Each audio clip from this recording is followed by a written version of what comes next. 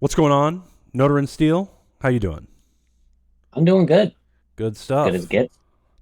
So today we are here to discuss Hayabusa. Sounds fantastic. All right, so let's just start out by with a description. What is Hayabusa? Hayabusa is a fetch utility programmed in Rust. Basically the same thing as Neofetch is, just with more features and speed baked in. That is fantastic. How'd you go up with the name Hayabusa? So I wanted to find. I was basically just looking into cultural references and stuff of things that are fast. No, certainly. So I was looking through like mythologies of like Greek gods, Roman gods, so on and so forth. Um, and everything I found already had the name taken uh for some other software. And I finally landed on Hayabusa, which is the name of a Japanese satellite, if I recall correctly. And it is, if I recall my uh, facts correctly, it is the third fastest spacecraft to make contact. Let me rephrase that. It is the spacecraft that holds the title of the third fastest man-made spacecraft touching Earth's atmosphere. So there have been faster spacecraft, but it's the third fastest while within the Earth's atmosphere. Well, that is very interesting. Yeah, I know Hayabusa is the Japanese word for peregrine falcon, the fastest That bird. is true. Yeah, That contributes to the name. and then of course you can't forget about the Suzuki Hayabusa. That actually did not contribute to the name. That was just Really? something else I found out Just that something was else you discovered. You didn't know neat. about the Suzuki. Interesting. Because when I think Hayabusa, I think of the fattest person I've ever seen going way too fast on a motorcycle. Because that's who drives uh, Hayabusas. It's big fat dudes. yeah. That's kind of fun. All right. So, what was your inspiration behind starting Hayabusa? What led you to doing this? So if you don't want, if for those who don't know what Neofetch is, it's just a thing that prints out some system information and does it in a pretty fashion to your terminal. Let me Use a just lot run for Neofetch real screenshots. quick for the viewer. So let's say I am some sort of heavy terminal user, computing expert, and everyone says like, "Nate, what system is this?" And they can't tell it's Mac OS. Then all they got to do is you could say like echo uh, you know $ shell to show what shell I'm using, and I could say like, I don't know, I could print all the characters to show what color scheme I'm using, or I just run Neofetch. What if I have it installed? Nope. And it prints out all this nice little information. Mhm. It's very pretty too. Mm-hmm. Uh, so my problem with it is I really like to have that in my startup. Every time I open a terminal, I like that Neofetch to be there. Oh yeah, And certainly. the problem with Neofetch is it's slow. It's very slow. It's literally a bash script that's getting that information on runtime. Yeah, 1810s per And second on my M1 MacBook Pro, which is, or 1800s, which is definitely perceptible and kind of annoying. mhm. And I like to have my public IP visible too, Oh yeah, that's uh, way too much. which is fine on my desktop. Honestly, it's not that terrible. But like whenever I'm on my laptop and the network is a little bit iffy, it could. I've had it take over a minute before. Really, That's unacceptable. that is Uh, unacceptable. I get so angry whenever I'm running a computer program and it is not perceptively instant to do something that should be instant. mhm. Yeah, whenever I open my, and it's in my startup, which compounds the issue. Whenever I open my terminal, I expect to be typing commands just then, Oh yeah, certainly. like as if it's one entry itself. The keybind to open the terminal, type. Yeah, absolutely. Uh, and I wanted to solve that problem. And there are other solutions like caching, or just saving it. But I wanted a comprehensive solution. I recall early in the in the development cycle for Hayabusa, we got into a heated discussion about this where I was saying, just run Neofetch and then save it to a file and then print that file. Yeah.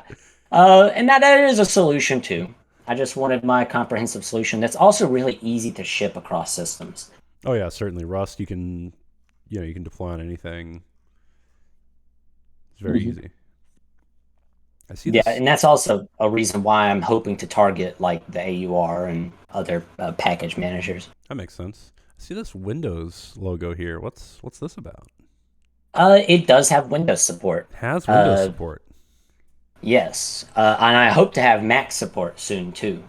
All right. Maybe I could help you out with that. Maybe I could assist. That would actually be very helpful having a because I don't have a Mac machine and I certainly cannot afford one. Well, according to my So, Neofetch, which should be Hayabusa if we're being honest, but according to my Neofetch, I do in fact have a Mac machine. well, having someone who knows Mac would really help out because there's some things that I'm just unable to test. And I'm not going to ship untested code. Yeah, certainly that makes a lot of sense. So, Uh, oh, sorry. Also, something that's great about the language I use, which is Rust, it's really easy to mark languages, or it's really easy to mark methods as only works, mark a method as platform dependent. Oh So, yeah, like, I can mark a method as Linux only, and then if you try to compile it for Windows, it just won't compile it. It'll tell you need to make that method for that operating system. yeah, certainly. Oh yeah, the Rust conditional compilation is granular Hmm. and really nice. I know in a lot of languages, you have these like ridiculous, compiler. What is it? Preprocessor things. I guess it's preprocessor in Hmm. Rust. I'm thinking of whatever there are macros, whatever nonsense it is. Preprocessor directives in like C or whatever when that works okay. But in Rust, you just have like a nice little macro. I think it is right. Whatever it is. Uh, I'm not sure what it's called. All I know is it's a Hmm. hash bracket config equals Linux or Certainly. config target equals Linux. Apologies. So this is a Rust program. So I'm gonna peek into the cargo.lock and see what you got going on here. This is fun. Ooh, Aho Karasik. I know that one. Are you using this to determine which let's see which smaller set of a large set of programs is running? To be honest, that's Oh, probably a that's probably a dependency of dependency. something Shoot. yeah, I can't, I'm not very, if you look in my cargo.toml, you'll see the dependencies that Yeah, I maybe I should look at specifically, cargo.toml. That'd make more sense, wouldn't it? yeah. GFX backend Vulkan. I assume this is for rendering out the images? No, it's No. actually used for detecting your GPU. Detecting the GPU, that's interesting. GFX HAL. I assume also for detecting GPU. Hmm. Lazy static, just classic normal stuff. Local IP address, CIS Info, Tokyo. Got some asynchronicity going on. A lot of it, especially in the daemon. Fantastic. Request. So you're of course you got to get your local IP from somewhere. Local IP is from local IP address. Request is actually used to get the Oh, public that's IP. right. Sorry, I meant public IP. Yeah, you know what I mean. Hmm. What else we got? Serde, regex, Unicode, Toml, base64, image. So image is where you're doing all the image manipulation stuff. Yeah. What's funny is actually just not 2 hours ago, I discovered a feature of my program that I didn't know I programmed in. You didn't realize Uh, you programmed in a feature. yeah. That's I was fantastic. convinced that the image protocol that I use to display the image only supports PNGs. Yes. Technically, it supports RGB, RGBA, and PNG. Um, So I was just taking PNG information and slapping it on the screen, and I was convinced that I could only use PNGs. However, I came to the realization that at one point I convert it to whatever format the image crate uses, Mm-hmm. and then I convert it to a PNG. So functionally, any image format that image uses will be supported. Ah, that's pretty interesting. So JPGs are perfect. I'm curious what this Nix thing is about. What's this? It's for using the IOCTL syscall. It is the only instance of unsafe code within the project, uh, not including dependencies and and the such. Certainly. Um, yeah, it's for a Linux only syscall. That makes sense. And what is this WinReg about? Um, there's a there's Windows support. So Yeah. sometimes I have to make a registry read. So for example, getting your motherboard is something I had to do.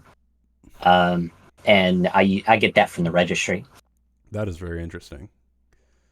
I'm always scared to poke around in the Windows registry. I've only had to do it a couple of times. Yeah, I don't do any writing to the registry, just reading. Hmm. Let's just dig into the code and take have a little overview. So I see your main.rs uses the all the modules that you've declared in here. Not too Apologies much if to it. there's anything that's absolutely unhinged or bad practice. Oh, don't worry. If you're worried about your Rust code looking bad, I'll just show you some of mine. Here we go. This is a web gallery application I wrote. It's all in main.rs. It's some of the grossest code I've ever seen in my life, but it works. So I'm not even mad. Yeah, honestly, sometimes just getting something that works is more important than good practice. Certainly, and this was just meant as a Rust learning how to write a web server in Rust kind of project, and it seems to work. Heck yeah. Anyway, so yeah, compared to Did you mine, yours looks way better. thank you. So what else we got in here? So you got your main function. Just check to see if it's a daemon, and then it goes into daemon mode. Otherwise, benchmark. Otherwise, okay. Yeah, I do record an internal benchmark. There's no way to get the full benchmark besides with something external like the time. Uh, Certainly. but also, honestly, what's really the point of recording the full benchmark? Because at that point, you're also recording the kernel's work, and I Yeah, don't have control over the kernel's work. exactly. There's no optimization you can do on the kernel without going to Torvald/Linux and figuring it out. Yeah. No, that is good stuff. So where should we go first? Daemon, ASCII art, client, config. Ooh, it's been a hot minute since I've done stuff with the demon. Honestly, I say Mm-hmm. it's the world's your oyster. All right. I Uh, mean, this is a 2-hour show, so we're gonna make it to all of it. I assure you of that. Sounds fun. I guess we can go to the demon and start rediscovering stuff that I did that may or may not be the smartest idea. Hey, this is what it's all about. I run the stream so that people can see the good, the bad, and the ugly of software development. And the most important thing is that you get software out there that runs and helps people. And if inside it looks gross, so be it, right? Who cares? Yeah, it works. Mm-hmm. Let's see. So we got the Uh, main daemon function here. mhm. Then we await a call to initialize system info. Get the socket path. So you have the socket path. This is a socket that the client communicates to the daemon over, right? Yes. What's interesting about that area right there that you've got highlighted? Yeah. This is like one of the first. This is one of the first few instances of something that I think that Windows did better than Linux. Oh, I don't interesting. say that. I don't say that very often, Mm-hmm. but funnily enough, whenever your process dies, the kernel does not clean up the socket. The socket gets left. Oh yeah, Um, I've dealt with this before. so if it's on Windows, it does. On Linux, I have to manually clean that up myself. So if the socket path is already there Mhm.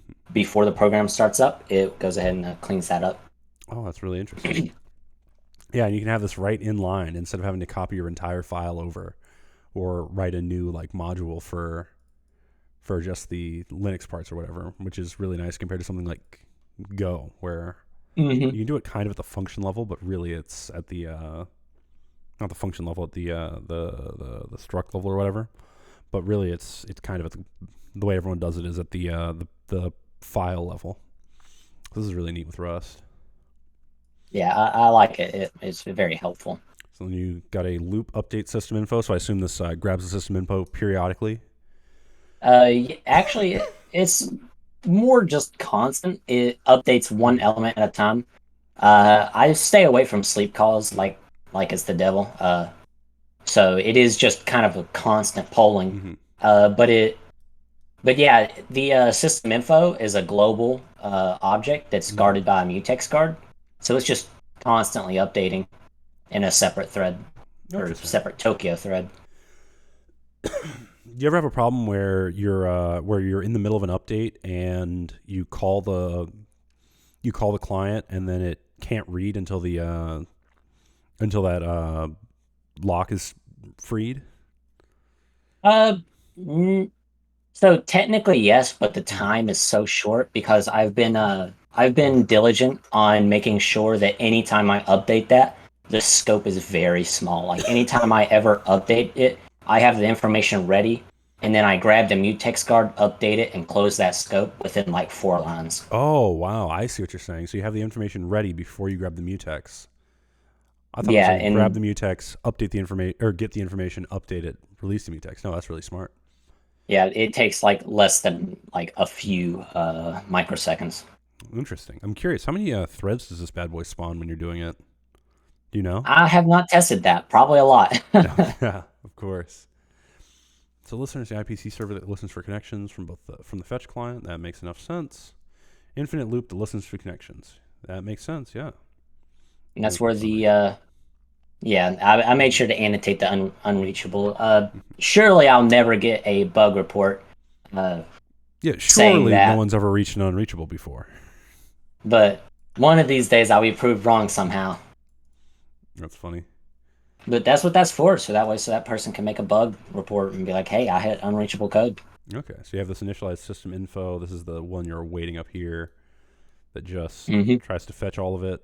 Okay, Oh so yeah, there's a good example right there. mm, From 47 to 51. The updating the thing only takes 2 lines. oh yeah, Oh, and I actually, oh well, kudos to me. I actually mentioned the reasoning for why I keep the scope so small. yeah, that's very good. What else we got? System info, fetch all, or initialize the system info struct we've defined ourselves. Okay, that makes sense. So what else is in here? Mod.rs, boring. Fetch info.rs. This will be the one that matters. And then package managers. I'm just curious to see. Yeah, package manager is pretty simple. Mm-hmm. Funnily enough, every single package manager Mm-hmm. actually gets a value associated with it. Yeah. So even package managers you don't have, technically there is a value associated with it. It's just zero. So you'll see on 19 through 21, Mm-hmm. it's all unwrap or zeros. Oh, I see. That makes sense. So you only have Pacman, Winget, and DNF so far. Maybe we need to add a couple more. Yeah, I hope to add lots of them. We'll need to add Homebrew. We'll need to add Nix. We'll need to add all sorts of stuff. When I say we, I mean obviously you. Uh, Yeah, I might contribute to this I project. We'll understand it. see. It's a second person term. Yeah. The royal we. Yeah. We as in the Linux or I mean Unix or any computing community. Yeah, I hope to target like every operating system. Once I get like Windows support real good and Linux and Mac as well. Once I get all three of those going, uh Going for haiku. that too, honestly. Uh Haiku, I think I what does Rust consider that platform? I don't actually know. Do you know what the haiku compilation target is? I have no idea. Well, Apparently, if it's threads Linux, disappear. It's not Linux at all. This is like its own thing. yeah. I think they allegedly support haiku, but it might be wacky. It's like people are doing stuff. As of September 20th, someone has improved Rust support under haiku, and they like it more than C++. Yeah. That'll probably be something I do. Although I don't see much point in it, Oh no, but it's I just be definitely for want to target an like exercise. everything. Yeah. So what else we But got? yeah, I eventually even plan on targeting things like FreeBSD and Solaris. Okay. Yeah, that makes a lot of sense. I see. So for each one, it's not too bad. Hmm. Just get the attach the standard out, all I the can't stuff. stand package managers that when you request a list, it also prints out like other information that you did not ask Oh, for. that's the So worst. if you run DNF list, it tells you about DNF in the first line, so the line count is unreliable. You have to subtract one, Oh, that's annoying. and that Yeah, I see annoys me. count minus Yeah. equals 1. That's funny. So then fetch info. This is where the fun happens, right? Yes, that is where I am modifying the mutex that holds the system info struct. Ooh, a lot of stuff here. This is where I did something Mhm. not the greatest that I plan on updating someday. So from 51 all the way to 79, that's where I start a bunch of threads that return, I think, promises, if I recall Yeah, correctly, that and then sounds I right. await them all. Hmm. So technically, it shouldn't proceed until it's got all the system info ready. Yeah. Then afterwards, it builds the system info struct. Yeah, you could just do this in. I guess you'd have to. I would say you could do it in a loop, but then you'd have to load them into some sort of loopable structure. Like a. I do actually put it in a loop at a later point, Oh, I see. and that's the infinite loop that runs until the sun burns out. Yeah. So this is yielded by the fetch all call. Okay. Yeah. So that's just like the initial fetch. Yeah, I see. So what's the serialized fetch do? System info. It converts the system info struct to a string. That's what's sent over the IPC Oh, um, I see. socket. Yeah, that's what gets sent to the client. Oh, I see. So it's done as YAML. Have you considered nano Yes. optimizing it into something like CBOR or gRPC? Probably not. I have been thinking about switching to JSON Mm-hmm. because yeah, which but YAML better.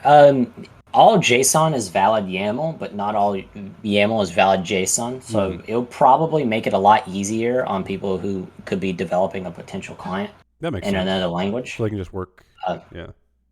yeah, so that way the client could read it as YAML or JSON. So I'm probably planning on doing that Mm-hmm. sometime. All right, I really like what you've done here, where you just notate values where you note that values that can't change during runtime are commented out, and then you comment them out instead of not having them at all. This is like really good like communication for anyone. I mean, this is like Thank you. top tier work. Like this is Thank the you. sort of thing that no one thinks about. They would just delete that, and then they just have this weird list, and then people would go, "Well, this list doesn't match this list. What's the reason for Yeah, that?" I wanted it to be comprehensive and explain to anyone who could potentially be thinking about oh, you missed this. No, I didn't. That was not included on purpose. I see. Yeah. So this loop update system info. This runs in a background thread and or whatever async IO is using, or not async IO, whatever Serde is using, not Serde. What's the thing called? Tokyo. Tokyo. Yeah, so it Yep. uses whatever Tokyo is using to run all these, whether it's, Which is a separate thread. So is it a separate thread? Okay, that makes sense. I don't know if it's a like bare Hmm. metal separate thread or if it's a separate thread in the sense of async. Hmm. Yeah, well, whatever it is, it runs at the same time. Oh wait, I use Tokyo spawn, so I think it is actually a real separate thread. Proper thread. Okay. So you just have a function, get CPU name. So is And if this, you see there from 130 to 137, yeah, information is already ready. Open the scope, open the mutex guard, and close it ASAP. I see. So you have all these different functions modifying this kind of mutext sort of, I don't know what that would be. Be like, I mean, be like kind of like a crate scoped struct or whatever. I guess it's not crate scoped. Whatever, doesn't matter. I'm just saying words over here. Global CPU info to brand to string. This makes sense. Get distro. And Linux and Windows, you get motherboard different way. So this is where you're using that Yeah. Windows registry stuff. This actually Yep. looks relatively painless. Yeah, it wasn't that difficult. Just had to Uh-huh. find it. Yeah, that makes sense. The real pain didn't come from programming it, but rather finding it in the Mhm. registry.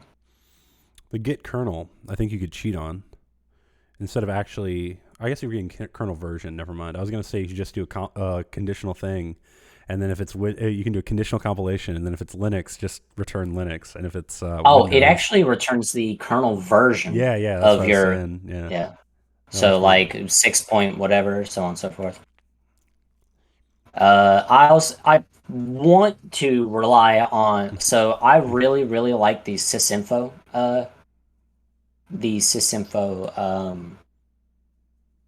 crate, Yeah, and I've made a few issues and spoke with the developer in charge of that let's take a look at the sysinfo crate. crate.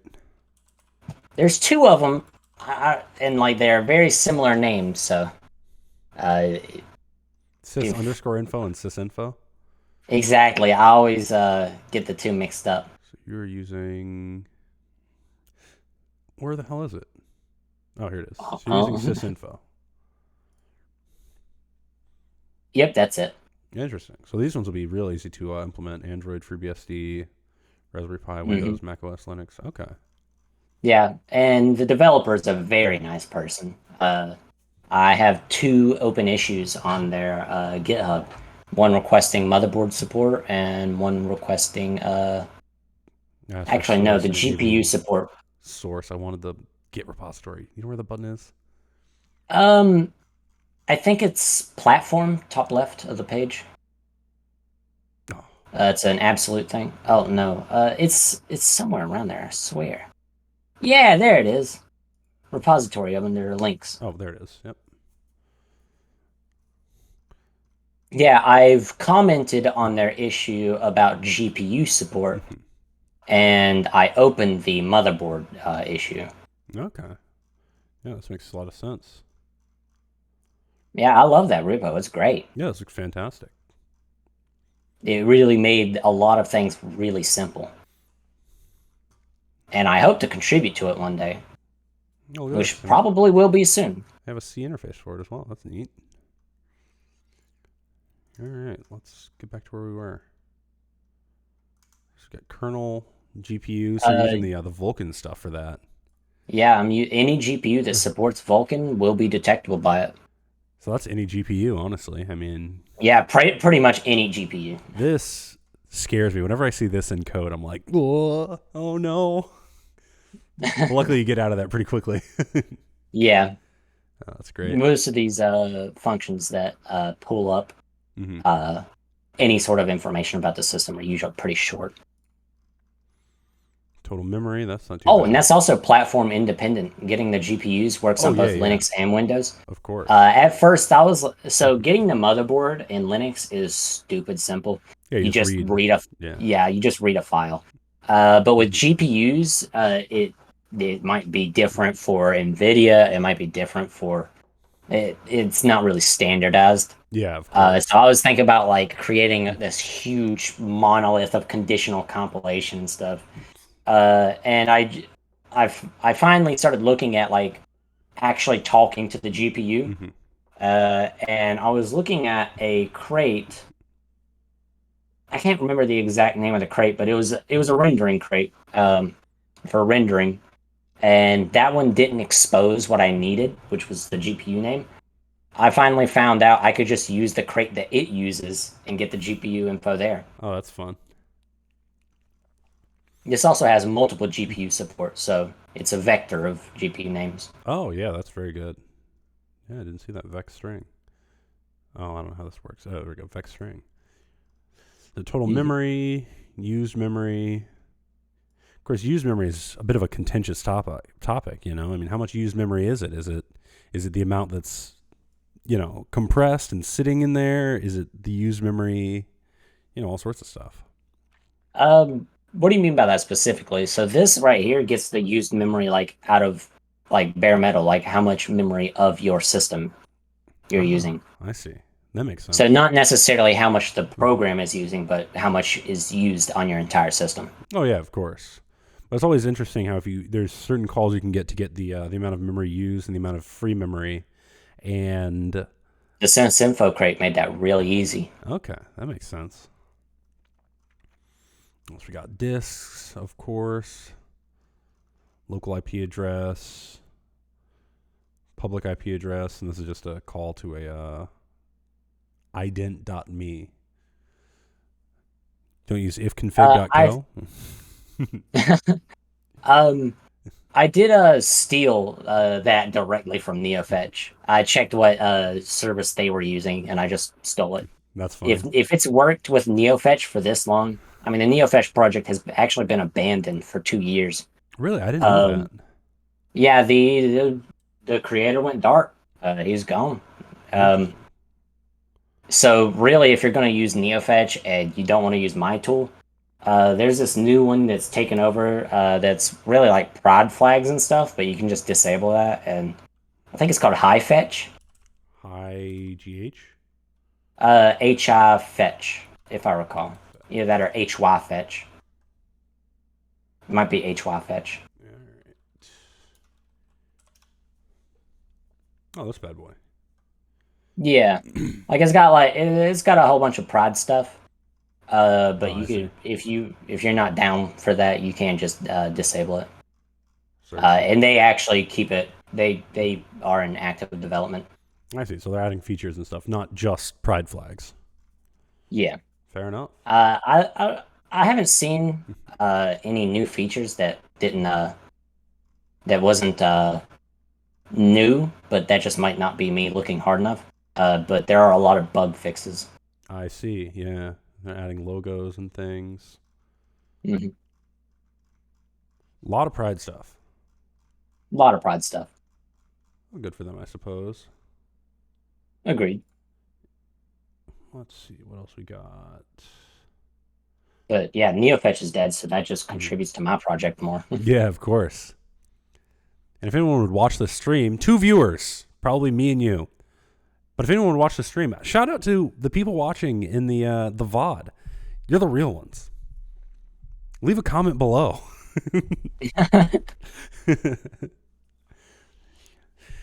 So let's see. We're getting public IP address.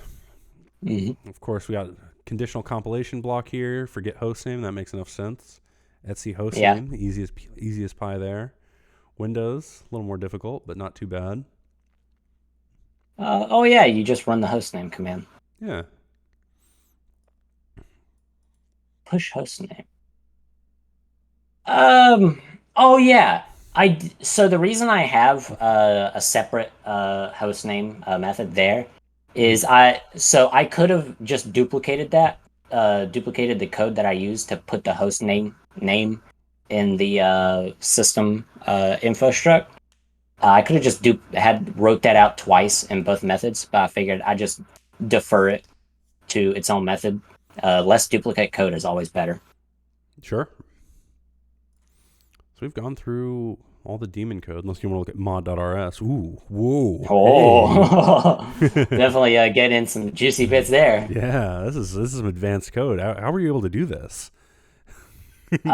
So I typed it out, and it's that Holy shit, it dog.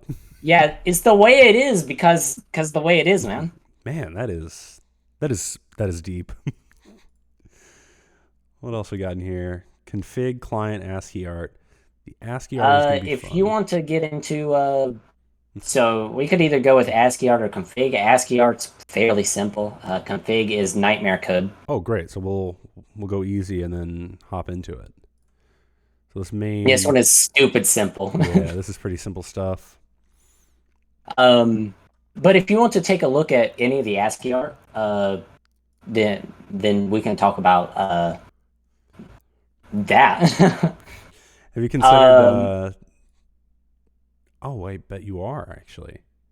So is this interpreted into an escape ANSI sequence? escape code. Yeah. Yes, it is. Okay, that makes sense. Small, that makes enough sense. My Windows one is terrible. I hand typed that out. It is abysmal. Yeah, how do you type this character? Lots of copying and pasting, man. That's funny. It looks decent. That one's terrible. Oh, tell me that one too.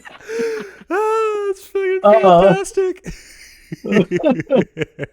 oh, Oh oh man. man. Oh man, that's great. I hand typed that out too. What you should do for the Uh, small one on this is just do one of those invalid Unicode characters.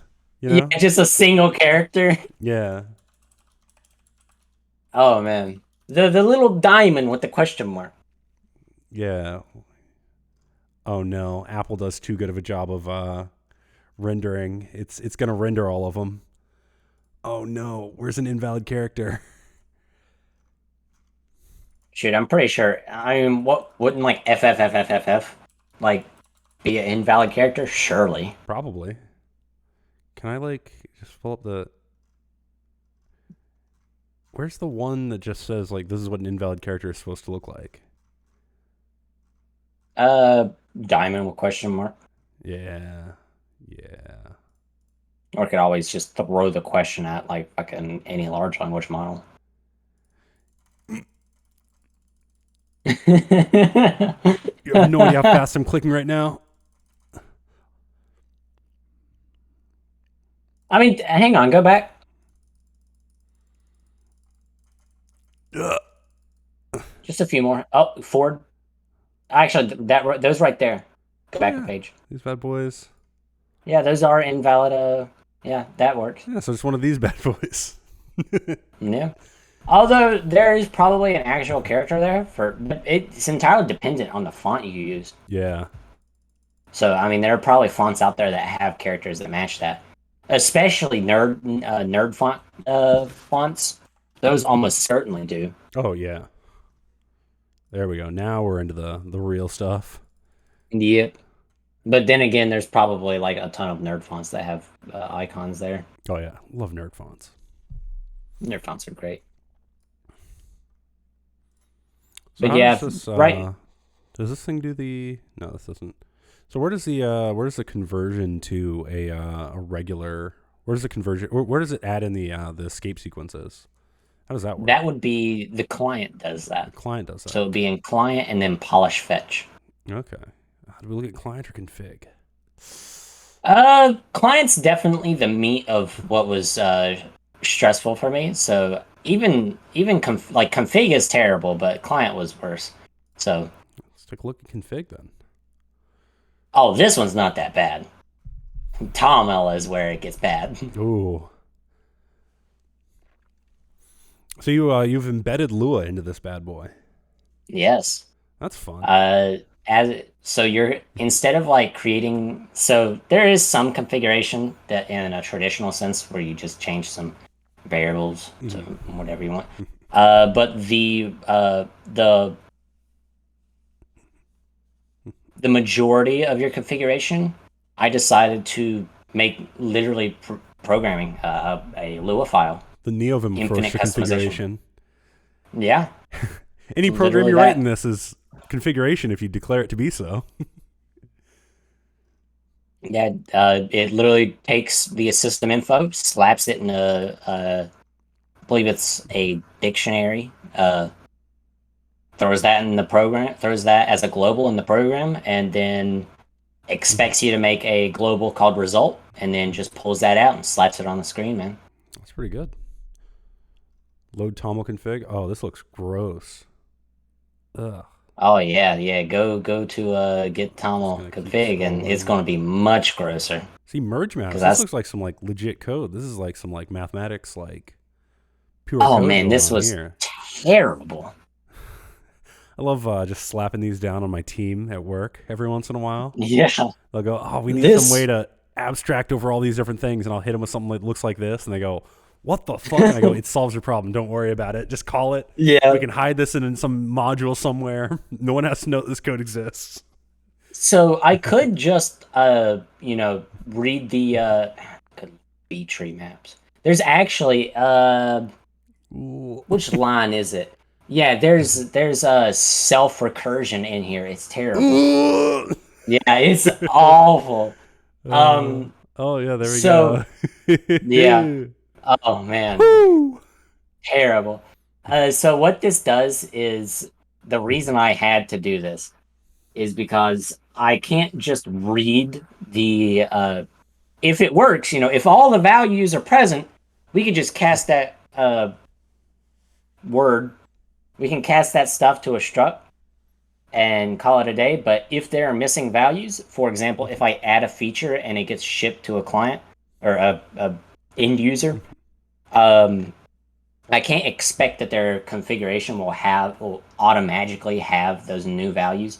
So I have to iterate upon every value in the struct and ensure that it's there. And if it's not, populate it with the default.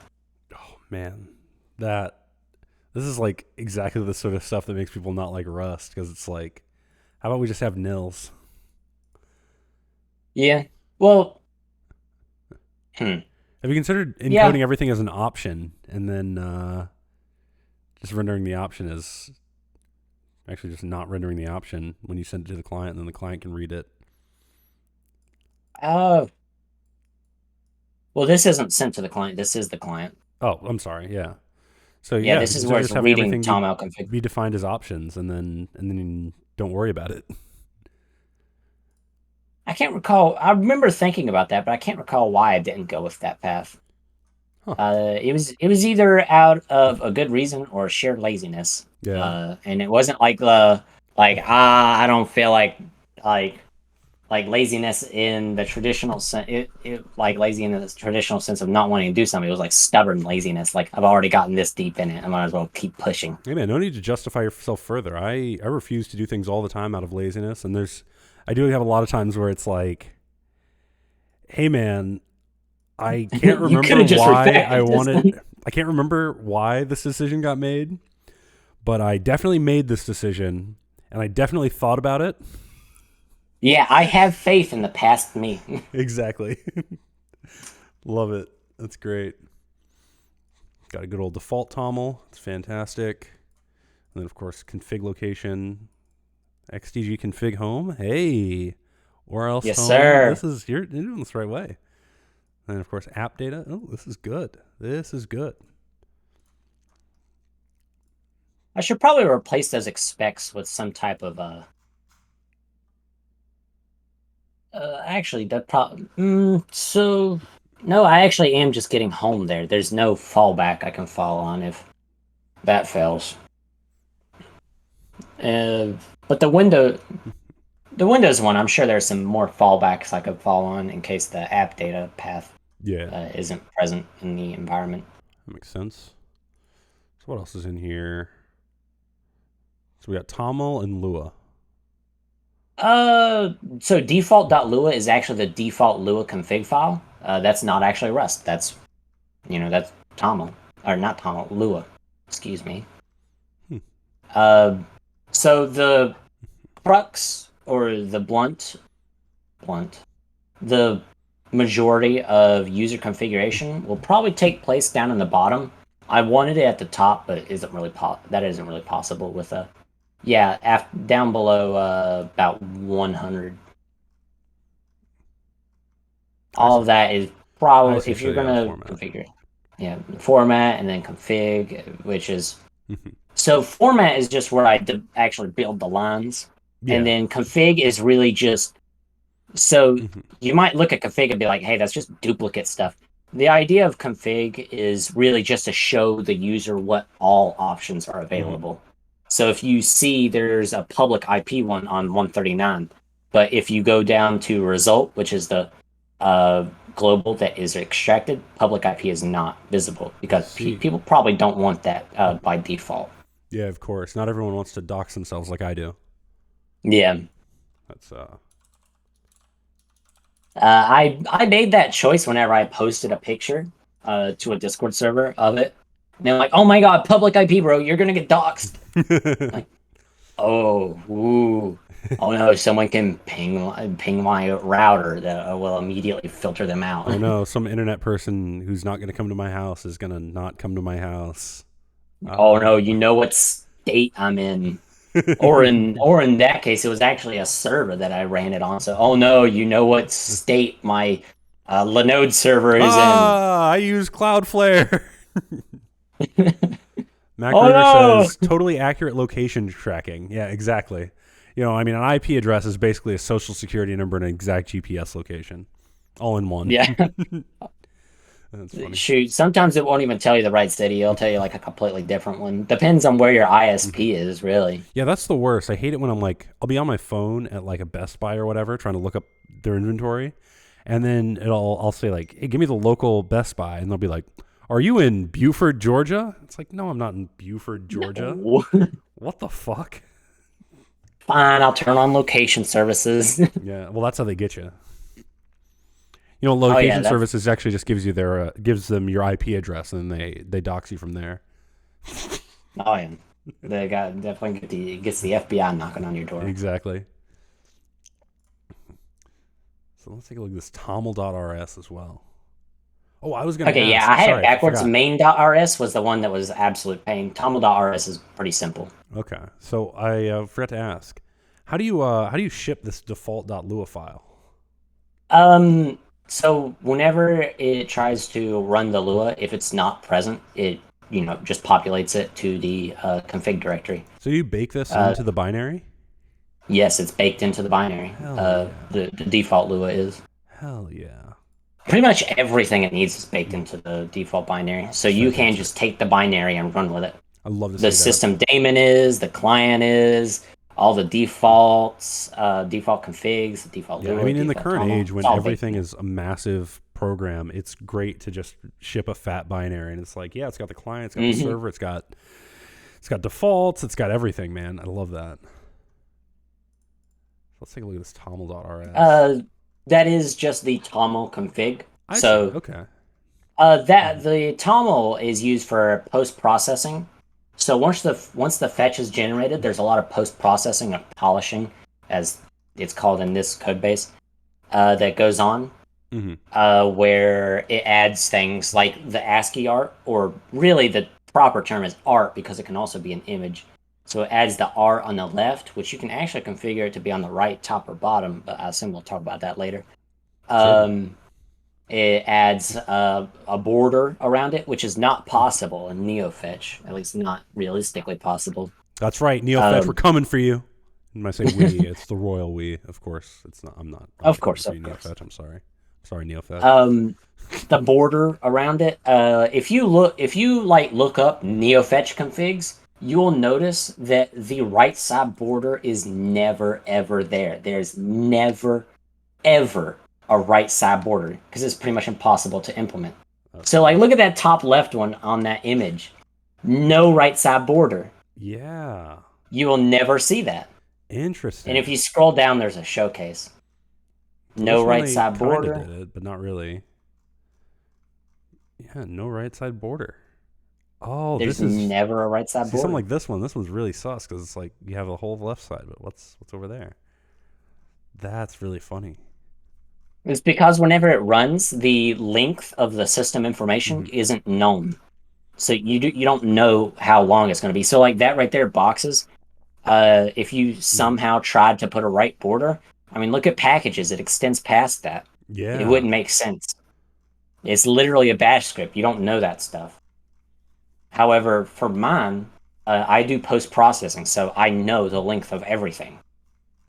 Oh, that's great. And you have the time to do the post processing because it's not just like getting everything as fast as it can and printing it immediately because it's a slow program. It's like, Yeah, it's all everything it pumps mhm. out, except for the benchmark, if you have that enabled, is one print statement.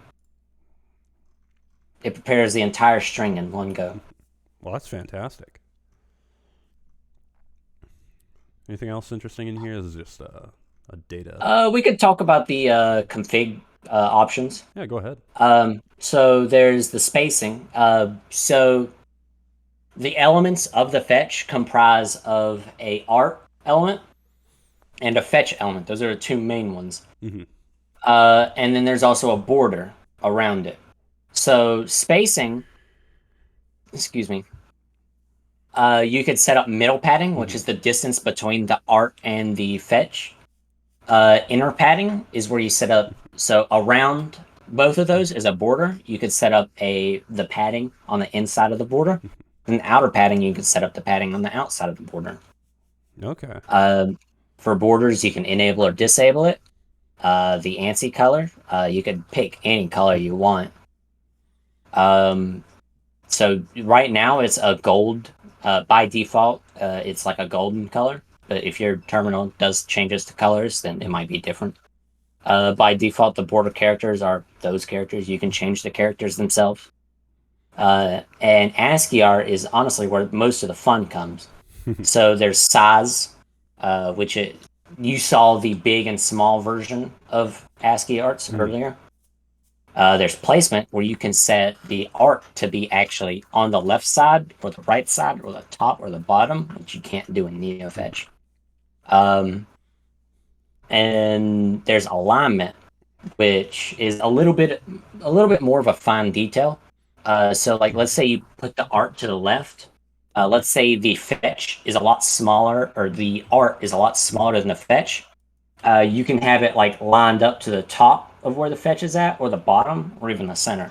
Mhm. Um, or if the fetch is smaller than the art, it does the same thing for that. Then there's art backend, which currently there's Kitty for the Kitty graphics protocol, and there's Mhm. ASCII for plain ASCII. An image path for if you want to specifying the image. If you pick the Kitty backend, Yeah. image width, which is the width of the image that you want it to be printed at in character cell width. So 50 is the default. Interesting. And then there's ASCII art file, which is where you can specify the exact the ASCII art. So if I don't support your OS yet, which make a issue, and I'll do it ASAP. Um, but if you want, or if you just want a different ASCII art, you can just make the file yourself, and it'll load that Interesting. instead. So then let's get into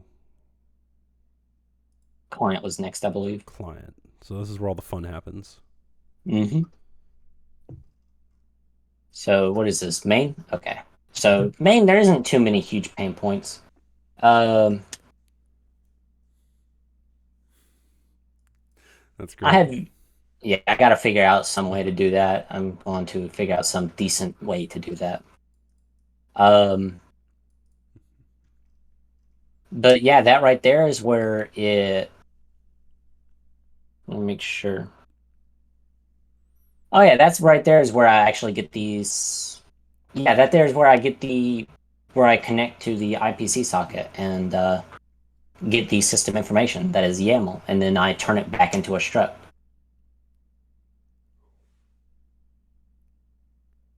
So it's funny because I take it from one program, I take the struct, convert it to YAML, send it over the IPC to the very same binary, just a different process, um, and then convert it straight back to a struct. And theoretically, that should never have an issue because it's the very same binary. Yeah, yeah. The only possible way that could mess up is if you start the system service, update it, and there's a change in the system information struct, and then you run the new one, and there's some new element, and it doesn't match. That would cause the panic on line 26. I see. So what I really appreciate But about that's this like a is very rare. since you have everything piped through this common format, you could rewrite the back end or the front end in some other language like Go or whatever. And Yeah. then I like the idea of somebody rewriting the back end in some other language, Yeah, C. and honestly, it wouldn't make that big of a difference to the Uh-huh. performance because the speed comes from the architecture, not Hmm. the language. There's a big Rust hype train for like, oh, Rust fast. Which, I agree, Rust fast and all, but Yeah, like but not on IO any bound language works, man. tasks like this. Exactly. It's the IO that makes pretty much every program slow. If Yeah. you can eliminate the IO, you can eliminate the waiting, and honestly, any language is pretty fast at that point.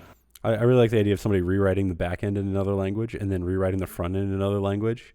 and Oh then yeah, and just cutting out the whole program. they cut out the That whole sounds program. great. But it's still Hayabusa. It's not anything different Yeah, because they you know you're still adhering to the standard that it has set.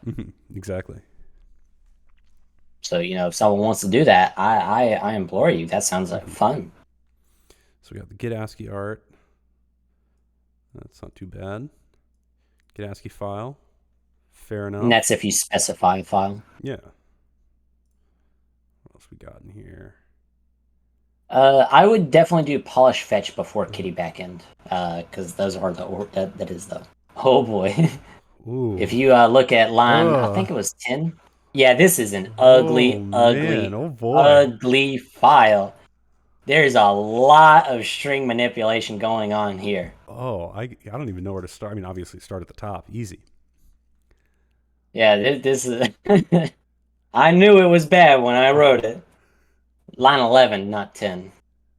Oh boy, there's a lot of string manipulation here. I'm sorry to anyone who has to read this. I forgive you. We'll see if that forgiveness lasts. Oh, this Yeah, is this great. was pretty bad. Grab the config, get the ASCII art. There's something to it when there's a back end to your ASCII art and you have to have a whole engine for it. Oh shit. You have to have a whole engine for it. hmm Um, technically, the terminology engine isn't correct. It was just the closest word I could find to what I meant. Fair enough. Let's see. But terminate styling at so since these are blocks of text, if you just slap them next to each other, what will happen is styling from the left one will bleed into the right one. Mm, So I have it add a a reset ANSI escape code that on makes the sense. right of every line of the block. Okay, that makes sense. So it terminates the styling on the end of the block for every line. So then it parses it and then turns those escape codes into those strings into escape codes. Or I guess those are hmm whatever those are. Those Rust They string actually aren't. formatting That directives. it's a standard I made. Oh, I see. There isn't. Yeah, I couldn't find a standard in Rust, so I made my own. That makes sense. Bucket normalized spam. That's great. Yeah, I run normalize a lot, so I was just like, man, I don't know which of these are needed and which of these aren't, so just spam. So what's normalized It's do? spam by this point. Um, so there's no way. How do I say this? So whenever you have a block of text, it's not a perfect matrix of characters. Some lines are longer than the others. So let's say I have, for simplicity's sake, let's say I have two line blocks, and on the first one, the first line is 10 characters, second line is 2 characters, and then on the second one, we'll say is 10 characters and 10 characters. If I just slap those next to each other, what'll happen is that second line on the block to the right will get bumped over to the Mhm. left a lot because the first line doesn't have the same amount of characters on every line. I see. So you got to pad everything. Yeah, I set it up so that every line is the exact same amount of characters, even if that means just spamming a bunch of spaces. That makes sense. Which, spamming spaces sounds terrible, but that's just how terminals work, man. Yeah, that's the only way, unless you want to use That more that is escape their null codes to character. move it over and then start typing from there. That's Nope. ugh. That would also break my program because I do not support cursor movements. I started off trying to do this with cursor movements, and I quickly discovered that every time you add a variable where there's a different amount of characters, it will become it's exponentially more difficult to manage where Mhm. you are. And once you hit the bottom of the screen, which is where 90% of terminal usage is, Mhm. you get some really unexpected results. Oh, interesting. Huh. Yeah. Let's see. Yeah. Um, so especially if you use operations like save cursor point, the problem with that is so whenever you have buffer space to go down, Mhm. that works great. That works exactly as Mhm. intended. But once you hit the bottom of the screen, whenever your scroll back buffer moves because you you're printing out the bottom of the screen, it does not move your saved position Oh with it. no. So you get really, really unexpected results. So Yeah. I eventually found that just making one big string that I know where everything is just is so much simpler. Yeah, it makes a lot of sense. Mhm. And if this file is so much simpler than the alternative, I don't want to know what the alternative is. The alternative was a nightmare. Yeah. Um, a line just slaps the two together. Oh, yeah, that's right. What am I doing? There we are. So a line slaps them Yeah, line together. partition. That's not too bad. It also reads the config. So the config is a global object, an immutable global object. So it takes your position, and if it's to the left, it puts your art to the left. If it's right, it puts it to the right. Up top, puts it on top. Bottom, puts it on the bottom. Which again ain't something you can do in Neofetch. But I figured some people like their art to the right or whatever. That makes sense. If you put it on the top, it kind of looks like a Pokemon card, which is kind of funny. So then you finally get the full fetch, normalize it, add Mhm. padding, throw that border on there. Wait a minute, Align doesn't do what I said it does. That was a lie. Align. So have I mentioned how if the art is smaller or bigger than the fetch, you can align it like top, bottom, or Yep, like centered? Okay, that's what that does. A full fetch is what puts the art on the left, right, top, or bottom. I see. That makes sense. And then normalize again for good measure, Of course. Add which could probably padding, be removed. add border, add outer padding. That makes a lot of sense. Reset formatting. Yeah, it's just in case I don't Mm-hmm. want the formatting of the border or any other special element that may appear to bleed Mm-hmm. outside of the print statement. That makes So I make sense. sure to go ahead and reset for good measure. Yeah.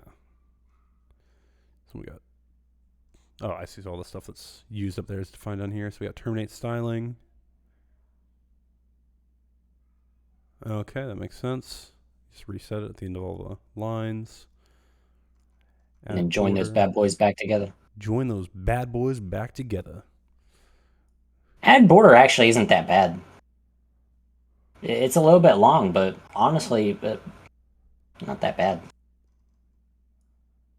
Yeah, I see. You This just is have pretty to simple to follow. estimate capacity. And if anyone's watching the VOD and we're moving too fast, that's what you get for not watching on Twitch. You can just ask me to slow down on Twitch, but you can't do it in the VOD. Get wrecked. Estimate capacity Absolutely destroyed. for each line. So if you look on line Mhm. 105, I didn't just get the length of the line. I used Unicode width str. Yeah, that's right. Good call. So the problem is if you, especially for the ASCII art is where it really shines. If you use any symbol that is like outside of the ASCII standard and is in the Unicode Hmm. standard, odds are it's actually technically multiple characters that combine to make one.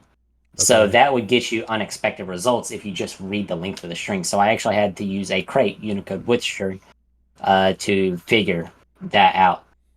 that makes If you sense. also look, there's ANSI freelum. So ANSI escape codes that are in the strings. This was a major pain point too. But ANSI escape codes do not contribute to the width because they are removed when they're printed to the terminal. They're used for formatting. Well, they contribute to the length of the string, so I actually had to define a function to find ANSI escape codes, remove them. So that way, every time I run a function that depends on the length of the line, I have two instances of said object, the ANSI free one and the actual one.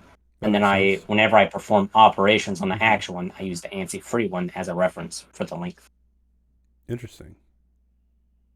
That sounds difficult. Uh, Honestly, the it's not super difficult to implement that, Mm-hmm. but rather it's annoying because every now and then, whenever I was programming it, I would find like I would put something new in my fetch or art, and it would produce unexpected results, and I'm like, okay, got to start up a debugger and walk through this step by step and find exactly where it's screwing That's up. right. Oh my god, I didn't use Unicode with string here. That's the problem. Jesus Christ. uh, Another Unicode with string. And that happens so many times. It was annoying. that's funny. So then we push all these strings, throw in the padding. That's not too crazy. Corrected this section to only add the bottom border. And you got the bordered string. Well, that's fun. So add padding. Makes enough sense. It's actually ran twice because it adds the inner padding and the outer padding. I see. Calculate padding. That makes sense. So add upper padding, lower padding, left and right. So all this is doing is just making some amount of strings. That makes enough sense. Or some amount of spaces. Same thing here with new lines. Mm-hmm. You set formatting on carriage return. That makes enough sense. You're the first person to know what CR means. Oh man, please, man, I got to know everything. That's the only way. It's how it's supposed to be. Add ASCII art. So here, the logic is pretty much just: is it left? Is it right? Is it top? Is it bottom? Left actually uses place blocks adjacent, and as well as right. Meanwhile, I top see. and bottom can just perform a simple join operation. Let result equals string match placement result. Get rid of that. Just Oh yeah, I could just do the match. yeah. I mean, You're come right. on. You gotta get rusty. I can't remember what led. Oh yeah, I think I was just doing top to bottom programming, and it never occurred to me. Yeah, I always do this. I hate the you have some massive block and that's just the end of your function. Yeah, that I is don't like the that. This is definitely the better honestly. way. You're probably right. To be I even use honest, the yeah, return keyword it's just because more I write too much readable. Go. Yeah, it's so much more readable with the return keyword, or with at least with it on its own line. But with Yeah, the I don't return use the keyword, return oh, keyword though. I always use It's it. pretty rare I use the return keyword. The only time I use a return keyword is if I'm not at the very end of the block. That makes But sense. if it's the very end of the block, usually it's pretty readable to me. Oh man, I write too much Go. That's probably what it is. Shoot, sometimes I really like to pass things around by reference rather than passing like cloned objects and then like Yeah, reading the result. So a lot of times I don't even have any return. Uh, so like this function right here, great example. There's no return on that. It is mutating the reference that's oh passed to yeah, it. that makes sense. So like normalize is also another function that you're not getting a return on. You're just passing it a reference and it's mutating that reference or mutating that object. So this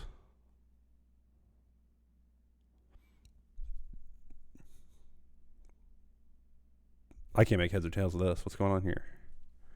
So let's say to make it easier to conceptualize first, let's say you have a smaller ASCII art and a bigger fetch. The ASCII art's on the left, the fetch is on the right. Mm-hmm.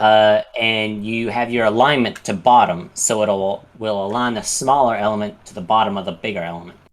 Yeah, Uh, so the easiest way to do that will be to put some new lines, the appropriate amount of new lines on the fetch, or not fetch, art, so that way you bump it down to align with the bottom of the fetch. that makes sense. That's what this does. This is not placing the art on the left, right, top, or bottom, but rather aligning it, aligning the two in the same way that like if you open up Photoshop and select two elements and align the bottom, align the top, so on and so forth. That makes sense.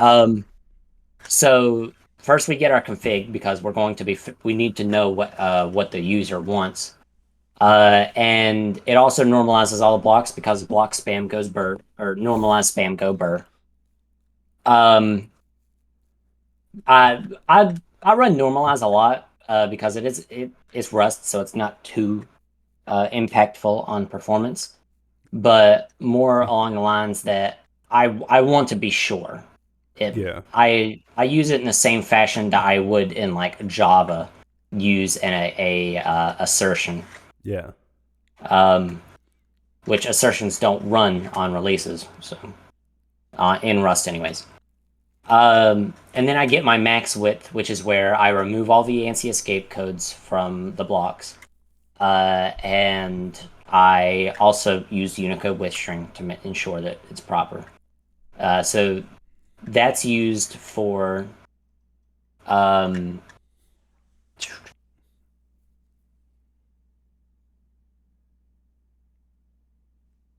I believe if the alignment is top or bottom. And I also get the max height. So max width is used for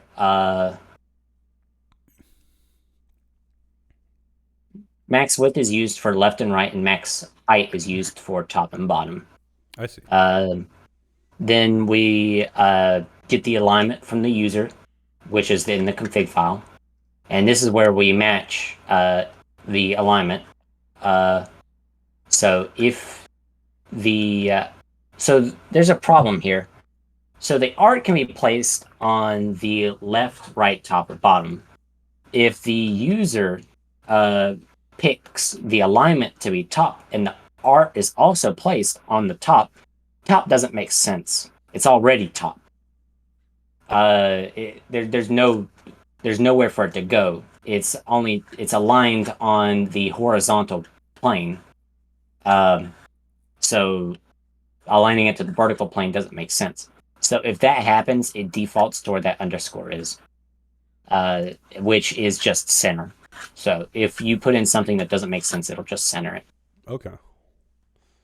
But back to where we were. Block width is where it gets the current width of the block. So technically, if the block that it's currently on is the bigger one, it'll do nothing. It'll have effectively zero effect. Then it'll go so if it does have an effect, it will move on to where line 249, where it figures out the difference. So it figures out how many it needs to move it to the left or right. If it's none, then it's none. If it's some, it's some. Alignment to the left puts spaces on the right side and then normalizes it, which will do the rest of the work for me. So all I gotta do is just put the spaces on the right on one of the lines, and then normalize will fill out the rest of the spaces for me. Already defined the function once, might as well use it. That does not work. That does not work on right, because what would happen is I'm putting the spaces on the left, and normalize would start putting spaces on the right, and then we'd get a broken block. Yeah, so you'd have everything be shifted. Yeah, so I actually had to program the logic on right. And it's just it splits the block into lines and then puts the correct amount of spaces on the left to bump the whole block to the right, joins them back together, and that's that. The fun is on the exhaustive match, 263. That's where it actually does it on both sides. It finds the amount of space. It finds the difference, and then divides it by 2, and then puts the spaces on both sides to keep it centered up. And it does something similar to the next section. So 278 and down, it does pretty much the same thing, just in different directions. I see. So and here's then what the magic happens. Normalize your most called function. Yeah, I think I caught it like 6 times. There's definitely room for removing a few of those calls. Yeah, this just breaks the block into lines and finds the maximum length or the max line length, and then for every line that doesn't meet that max width, it adds spaces, It's not too bad. turns it into a perfect block. Transpose string. This is where I take. This is used like once. So the reason I did this is so whenever I get the margin or the padding in between the two, so I I have my art, and then I have a gap, and then I have the fetch. That gap is literally its own block of spaces. So I literally just take those three blocks and smush them next to each other. That doesn't work whenever I'm doing it vertically. So instead of putting the block certain amount of spaces, another block, instead I transpose the spaces so that instead of space, space, space, space, it's space, new line, space, new line, space, new line, space, new line. I see. So then That I makes can put sense. the blocks on top of each other, which is just concatenating them or joining them with new lines. I see. And I normalize the whole thing again. Place blocks adjacent. That's just where I put them next to each other. I see. It's kind of funny in Rust. It takes a lot of lines to write something that's very simple. Yeah. This isn't doing all that much. That's great. And vertically Uh, normalize. vertically normalize is a little funny because I couldn't write it in the same way that normalize works. So normalize, I pass it a single block and it works out the logic with that single block. Hmm. Vertically normalize doesn't work like that one. It was actually far more difficult to write because vertically normalized takes a set of blocks and says, okay, whichever block is the tallest, that's what we need for all the blocks. So then it adds new lines to the every block that doesn't meet that requirement. And I can't do that with one block because I need the context of what the other block sizes are. That makes sense. So all it does is make sure that all the blocks are the same height. Which for some operations I need, like placing the blocks side by side, I need to ensure that all the blocks are the same height. Yeah. So another. This here's the regex, which funnily enough takes like, well, last time I did a benchmark, a flame graph, it took like half the project's lifetime That's very or half funny. the runtime. Yeah, it turns out regex is slow, is really slow, Yeah, especially the but it's compiling needed. regex. It was needed. Yeah. That there's an exhaustive match that matches every escape code I could possibly think of, even the graphics protocol escape code. Ooh. Yeah, I'm not even gonna try to ask you to parse this. This is Uh, it's regex, so of course. yeah, basically all it is in the first half, it's just a basic, it's a basic match for an escape code, Mhm. and the second half it has an OR operation. That's where it says escape code underscore G control data, so pretty much anything, semicolon payload, pretty much anything, and then a backslash. You love backslash backslash.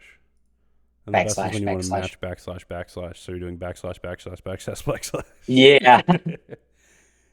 And remove anti escape codes. I've is ran a few times, but probably enough. Subsequent executions of it don't take nearly as long as the first execution, Oh, which is interesting. whenever it generates the Yeah, lazy because static. yeah, yeah, because I Which know the regex, they have like its own compiler to compile the regex. yeah, Do you think there's a way it's to a do pain. this at compile time? Since this is Um, static, so probably, but I don't think it would have much of a boost on performance. I bet you'd be surprised. Maybe. I could probably figure out some way to compile it to a static object, throw it in a const. Yeah, I think that would help out a lot because I know the regex stuff. It has to compile this expression, and the This used to be compilers. a internal runtime of sub millisecond. Yeah. Now it's internal runtime of sub 2 millisecond. Ooh, that's So slow. Yeah, so if I could get back down to under a millisecond, that would be pretty cool. Yeah, Granted, if you run it with the graphics backend, it's actually piping out an entire image file in base 64. that is very So cool. it does take a little bit longer. Yeah, but I Which, think if you want to see it, you can just pipe the output to less, yeah, and less doesn't display the escape code correctly, so you can actually see the contents of the escape code. I think if you try to get this going as a const, then you can use like even more powerful regex matcher or whatever that takes longer to compile. But like once you've already compiled it, and if you can compile it at compile time with the rest of the program, I think this will be really fast. Because there are some Probably. like If I recall, it takes about 400 microseconds to run removing ANSI escape codes, yeah, and that's like regex has all internal stuff. yeah. I think once you get past that first run, I think it's I'm guessing it's gonna be what like a tenth, probably less than a tenth the time. Hopefully, Might be 100th the time. if Might it's not take any possible, I'll time at take all. that. Maybe it just figures it out. I mean, if it's a yeah, that definitely would be substantially faster. Yeah, the more I think about it. Yeah, Um, but yeah, remove ANSI escape codes does what it says. fair enough. The only real lie there is where it also removes uh, graphics escape codes too, Uh huh. but it's not really a big surprise. Uh, This is very funny to me. initially, This is so funny to me. yeah, initially, this was another regex string. Excuse me. Initially, this was another regex string, but the for what it was for such a simple thing, it was not worth the performance. Yeah. So I was switched to manually finding this. So I manually parse out the color tag and find the beginning, then find the end, take the number, and then replace the whole thing with a ANSI escape code that's on 438. Okay. So pretty simple, just replacing color tags. Which I might expand that at a later point to include like a bold tag or an italicized tag, so on and so forth, That makes sense. So we've gone through to like partial. allow more customization. So Uh, now is it time? so either Lua is pretty simple, but Lua and then Kitty backend. So this one's pretty simple. It prepares the Lua environment and then injects the system info struct Mm-hmm. into tables, and then injects that table into the Lua environment, and then executes it, and then pulls out the global called result, which is What's on 20. what's the runtime impact of doing the Lua stuff? Surprisingly, very, very, very little. Granted, it depends on what the user has configured in their Lua, Oh yeah, because if but they're running a it is full Lua program, yeah, yeah, it is like a surprisingly low amount of microseconds. interesting. If I recall, I think it's like 100 microseconds. Oh yeah, It is that's really less than a fast. regex compilation. Yeah, it's fast. Yeah, so there's not much to this. Data Yeah, tables. I hate data tables. yeah. Not a fan of how Lua handles that. I was really hoping I could just take the whole thing and just slap it into the Lua environment. Mhm. But no, I got to break down every table. All right. I also really hate how indexable tables and non-indexable tables are the same thing. So Yeah, if Lua's like you we have one data structure. It's a hash map. Also, it's an array. Also, it's a string. Don't worry about it. exactly, that's terrible. So whenever I was writing the documentation, that's also it shows there because I have to manually annotate what tables are actually indexes and what tables aren't. Oh man, yeah, that's annoying. So disk is a indexable table. So there's like the first element, the second element, so on and so forth. But at the same time, it's also a normal table because every disk has the used and maximum capacity. That's funny. There's something very funny about embedding the most dynamic, most ridiculous, oh yeah, just whatever language Yeah, inside of the most like, you will write the code correctly. yeah. It's a very strong, statically typed language that's running a very loosely typed language. But that's just the difference between programming the program itself and running the config.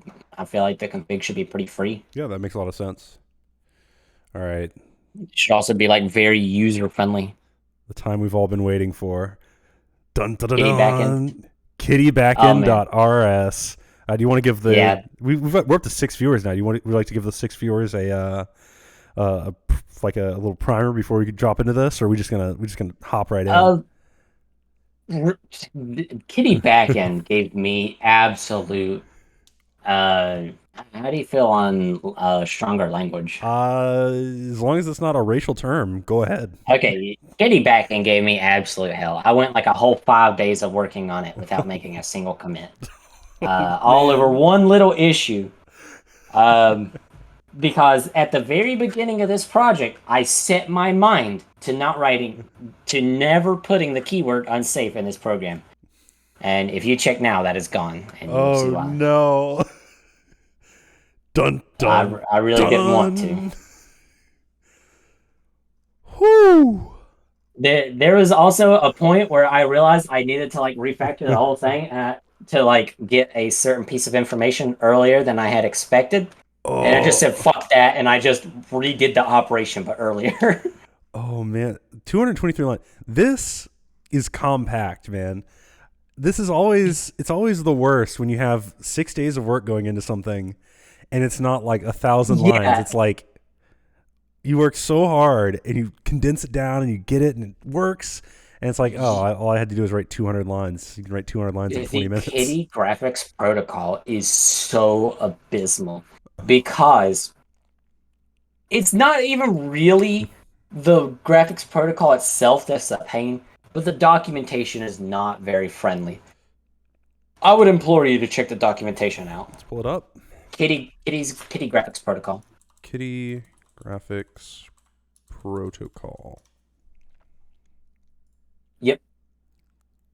This is terrible because if the graphics escape code is so scroll or read however you need, but once you hit the graphics escape code section, I would stop there. So ESC is the escape code _G control data semicolon payload escape code \. The problem is if you look at control data, there is no table in this page that tells you all the control data. Instead, it's all in paragraph form and only mentions each escape code one by one. So like that table you just saw there, that was not multiple escape codes. That was one escape code and the values available for that escape code. No. And I was beating my head on the wall over this for forever. Because you know what the worst part is? Mm-hmm. I thought that by default, it would do the whole point of the entire escape code. Display the image. No. I found that way down, like, I think halfway or 2/3 of the way down. Turns out, no, you have to tell it that the action you want it to take is to display the image. Well, no shit. That's what I want to do. This is awful.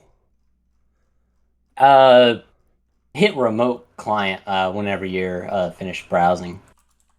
Oh, you mean over back in the? Yeah, it's on the right hand side. Oh no, you were on the right page. Reopen close tab.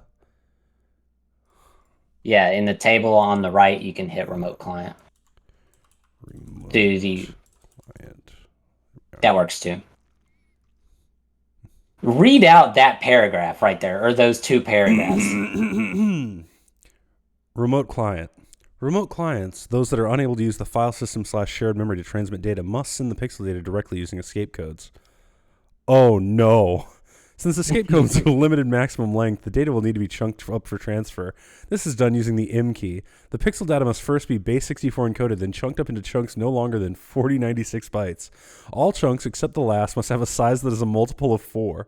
The client then sends the graphics escape code as usual, with the addition of an M key that must have the value of 1 for all but the last chunk, where it must be 0. For example, if the data is split into 3 chunks, the client would send the following sequence of escape codes to the terminal emulator. Ugh. Note that only the first escape code needs to have the full set of control codes, such as width, height, format, etc. Subsequent chunks must have only the M and optionally Q keys. When sending animation frame data, subsequent chunks must also specify the A equals F key. The client must finish sending all chunks for a single image before sending any other graphics-related escape codes. Note that the cursor position used to display the image must be the position when the final chunk is received. Finally, terminals must not display anything until the entire sequence is received and validated. What the fuck? I don't know how to write this. Terrible. They expect people to do this? What kind of nerds do they want to write programs for them? No offense. To be fair, this documentation is not meant for writing your own escape codes. This documentation is made in mind of people who are programming their own entire terminal emulators. So that's why it's literal hell. But it's the best thing we've got for making your own. Or making your own escape code. So, This explains why nobody actually learns how to send pixels to any terminal. They all just use, like, what is it, W3M or whatever? No, not W3M. Yeah. I see all the time, like, so many fetch scripts that are out that's like, oh, this is the best Rust fetch, bro. Mm-hmm. And it's like, to do, add image support. That's it? Yeah, I figured everything else out, but I'm gonna wait on the image. Everything else was difficult. That's impossible.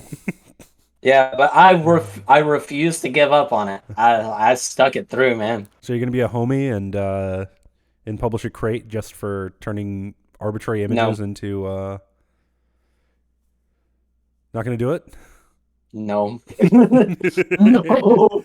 No. I would talk shit about that, but I can't write this. This looks awful. Yeah, that would be something on its own. I don't want to know. That's funny. To be fair, you can also just specify a file, but this works over SSH. This works over everything, man. SSH. I think this will even work in like Tmux, maybe even Screen. I mean, I respect the hell out of it because it's like. There's so many people who are only willing to do things the easy way. But it's like, no, you got to do it the right way. And then if there's an easy way within the right way, great.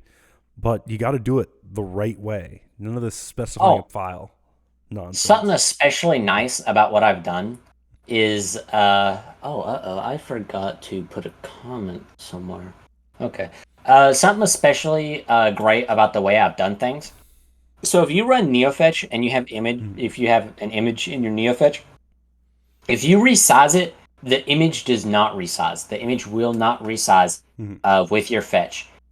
Same goes for if you resize it like on live time, like Control-Shift plus or Control-Shift minus, like resizing your terminal natively. That does not resize the image either. The image is always the same size because Neofetch literally uses the kitten command, kitten icat image path. Boring. It does not specify any arguments or anything like that. It just runs kitten. Meanwhile, I actually use the proper escape code and I actually specify the exact size and stuff. If you resize mine, it will actually resize in the terminal. That's amazing. It does it quite nicely. That's really cool. I feel like I actually made this quite readable too. I annotated all the control codes, what I'm doing, how I did things. Let's take a gander. Grab the Toml config, escape character, control data is new string, image payload, get image. So I assume you're just letting it. I'm not going to worry about that. If you go to, there's a good reason for that. If get image fails for whatever reason, except for if the file read operation fails. So if the file read operation fails, then it will just panic because the user should know why that's failing. Oh, I see. Um, but if it fails for a different reason, then it will. What it will do, excuse me, is it will default to ASCII. Mm-hmm. Okay, So, for that's not example, bad if you're then. running it in a terminal that doesn't support it, it will default back to ASCII. So that's why I have the question mark to escalate that error. Okay, no, that's totally reasonable. Yeah, if you have a file operation failing, that's like your computer's fucked anyway. Like, Well, it also might just mean you put in a mhm, shitty path. So, yeah, but the user should know. It should have some type of mhm, failure, so that way you don't keep trying to change settings and try to figure out like why ain't this working? Because the file doesn't exist, you dip. Um, And here's where I was talking about whenever I had to refactor it, but I just decided to preload the information because I was already too deep. Um, I I figured out that I was going to for lines 25 and 26, I needed to know how do I say this. So the aspect ratio is preserved. I do not know your aspect ratio before the program runs. So I realistically cannot ask you to specify the height of the image, but I can ask you to specify the width, which is in the Toml config. Um, so I have to figure out what the height is going to be based on the aspect ratio. So I have to do a little bit of math class kind of math. I see. Uh, and I realized I was going to need that this early in Kitty backend. So I just preloaded that shit. I read the image twice. I'll probably refactor it to load the image that early at a later time. Uh-huh. But at that point in time, I just preloaded that shit. That makes sense. I'm just thinking how funny it would be to have this preload image resolution be like an async call that returns two promises, one for the height and width, and then one for the actual rest of the image data. And then you just await that promise over here right before you use it. Or I guess you don't need that. You do it right here. And then the I second can just promise load it for the into rest of for the rest of the data you use later on. fair. But I could at that point I could just load it up as an object there and just Yeah. pass the reference. Yeah, that makes sense. Um, all those control data from 20 to 27, Yep. all those I've annotated with names that should be fairly descriptive.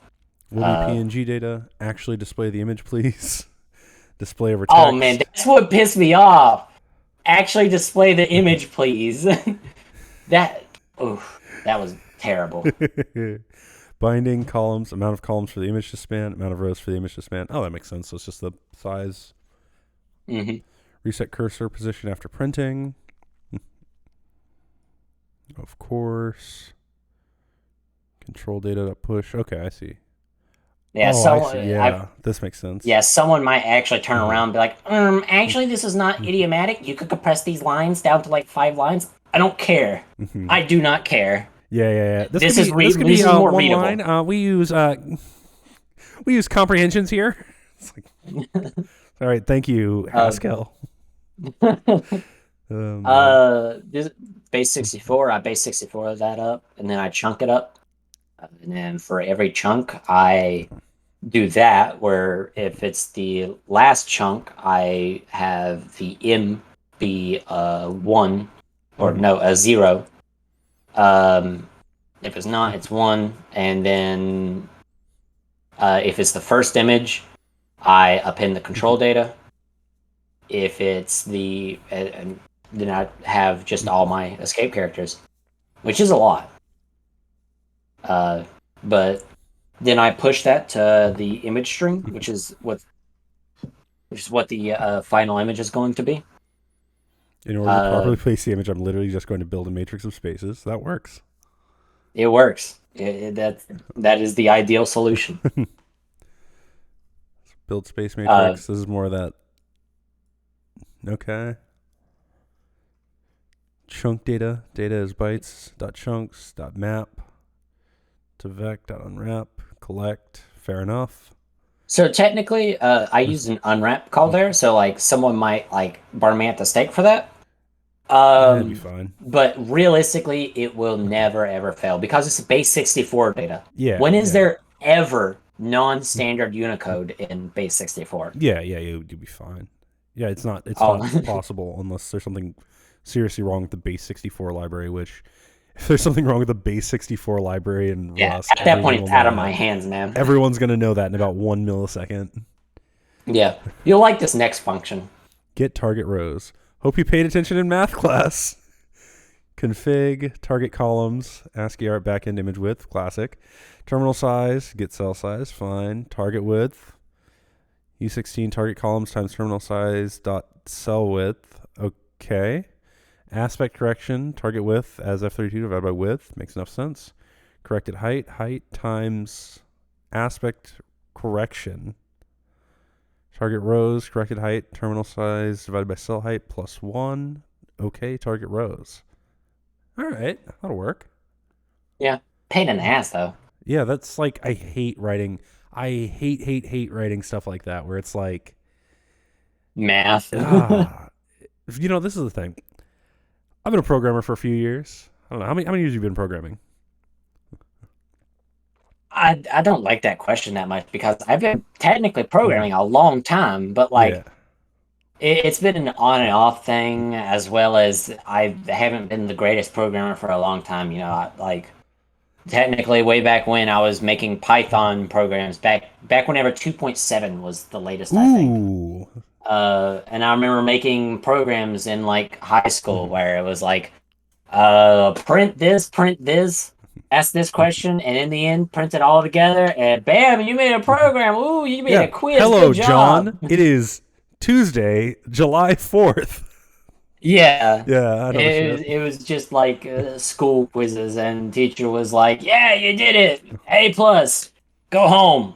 I So, don't get but paid enough for this." let's be real. How many years? How many years? Give me a number. Doesn't matter. How about I start off with whenever I started with Java, whenever I really got into structured programming. Okay, sure. So I've been into structured programming probably about like one or two, but like unstructured with like Node.js and stuff, Mm-hmm. probably like three or four. Okay, so I don't know. 4 years of programming. I've been programming for probably a decade. I've been doing it professionally and like seriously Like, for 7 years now.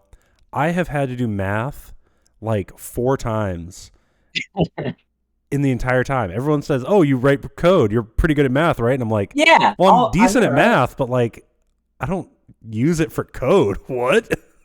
Yeah, I have the code to do the math for me, bro. The only math I do is subtract ones or add ones so that I don't get an array index.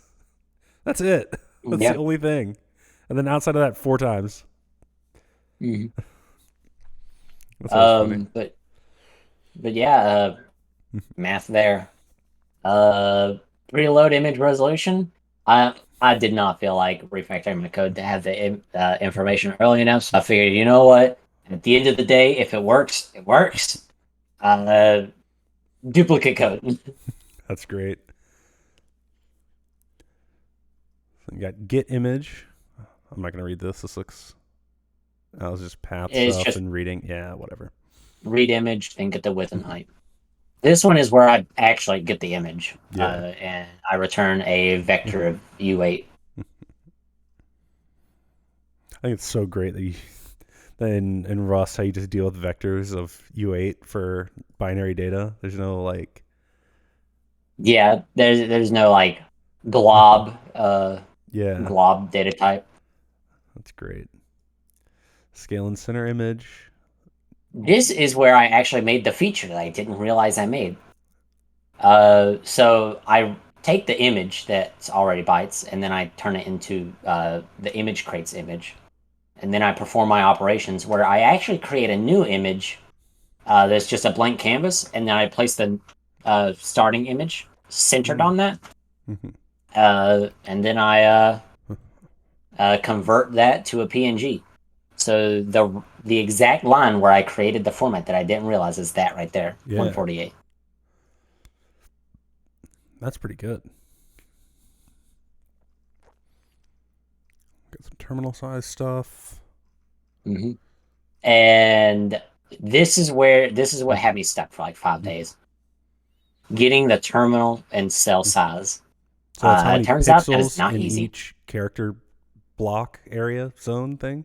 Yeah, and I needed to Okay. figure that out. And I was so set on not using unsafe code, but it just wasn't worth it in the end. Damn. Literal bra Yeah. moment. Don't create dependencies. Don't use std out, std in garbage. Don't break support for terminals that already work. Oh, that's Yeah, whenever I amazing. say don't create dependencies, I don't mean like don't use a new crate. I mean don't use a literal binary. I don't want to like Oh, yeah, I hate that. create a dependency. I have like zero dependencies, man.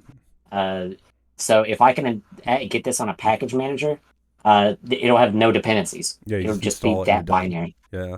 Yeah.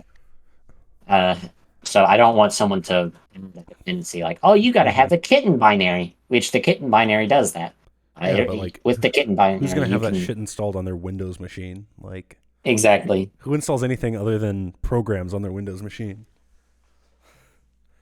Yeah, I so just no dependencies. libc. Tio Kugwins. Never heard of it. Tio It Kugwins. I've gets hardly window know her. size.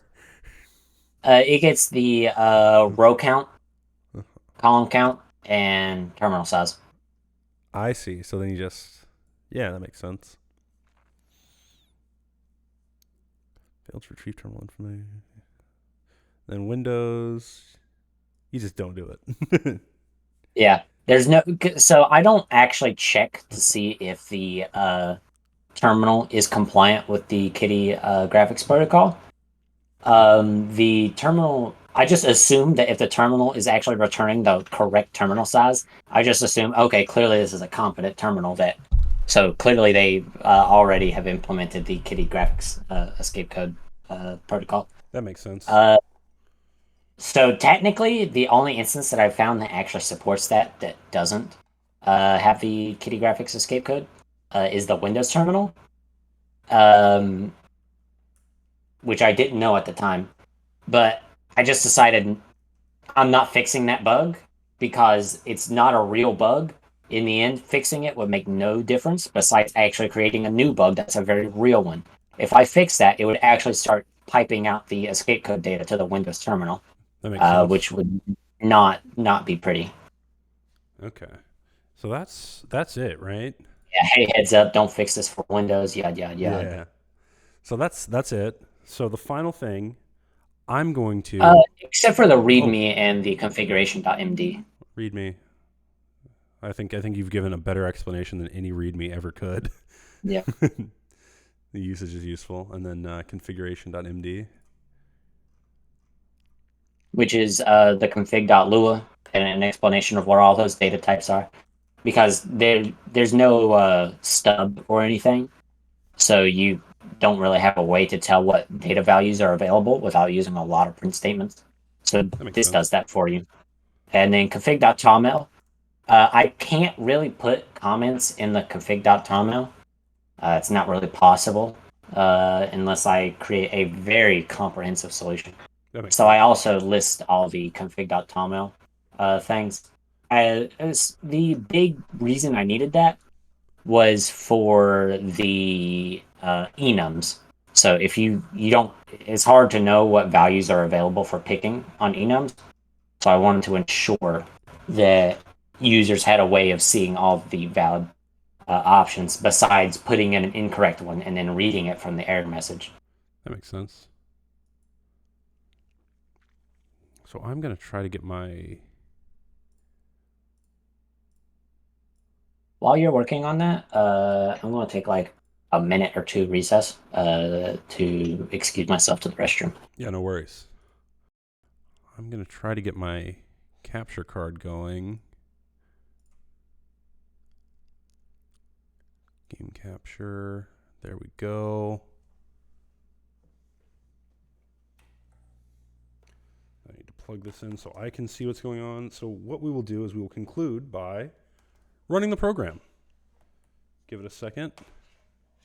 got to figure some stuff out. There we are. And of course, this is a live show. Maybe the production value isn't quite what it needs to be, but we'll get there. So we'll run Kitty, and we'll also run Firefox. Hope I don't have anything salacious up. Maybe I run on another window just real quick to make sure.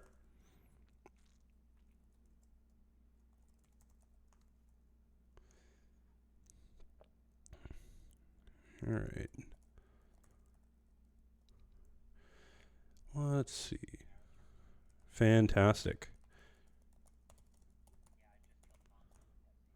Fantastic. So what I'm doing right now is getting my stream set up to pull up the Hayabusa program. Let me give you a projector with an OBS so you can see what I'm doing and tell me what I'm doing wrong and or right. And we will see if I can get this bad boy running. So we're loaded into Arch Linux here. And you can see it, right? Fantastic. So Hayabusa. So I can just git clone this bad boy. Let's open Kitty. So we'll git clone github.com Notarin/Hayabusa. Then we will cd to Hayabusa, and then we'll do a cargo build. And of course, we will have the stellar build times of Rust. Hey, this is a live demo. People, should work. If it doesn't, then it's probably something wrong with my configuration. I know it works on your machine.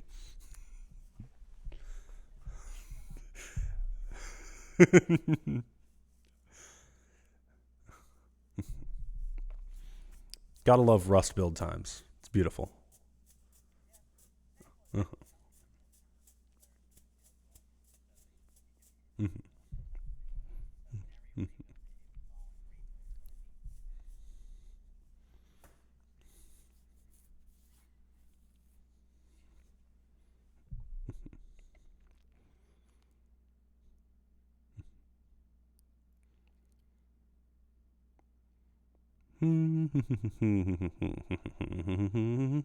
There we go. So then it's going to be in target, release, Hayabusa. So if I do a /Hayabusa -d run the daemon, right? Hayabusa -d to run daemon. And then,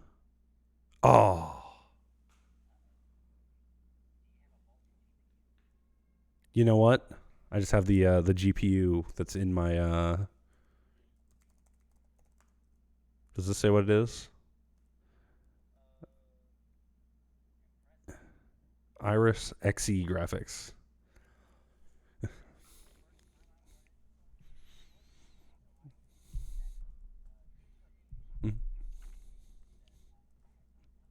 Well, fantastic.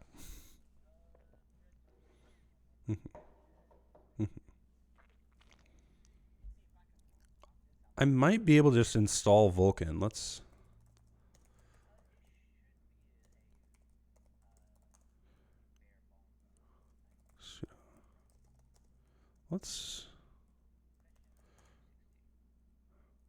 how do I it might be, yeah, you're right, it might be bare bones enough that it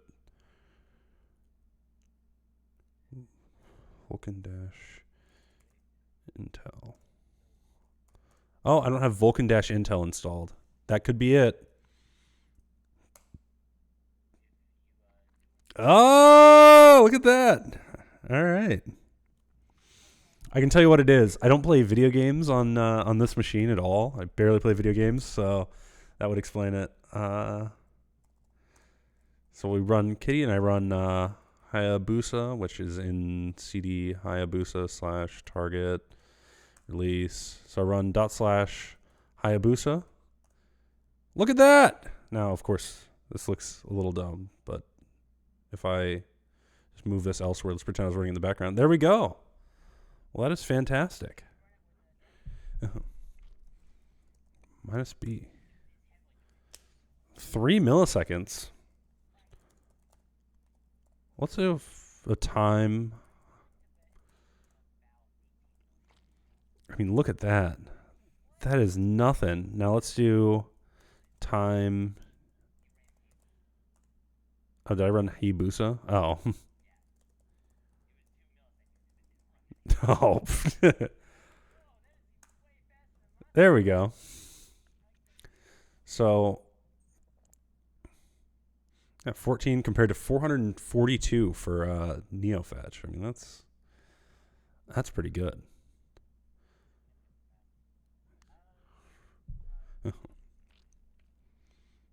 Yeah, sure. We can do my current desktop background. So how do I do that?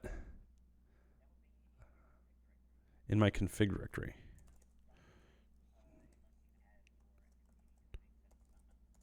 Fig Hayabusa config dot toml.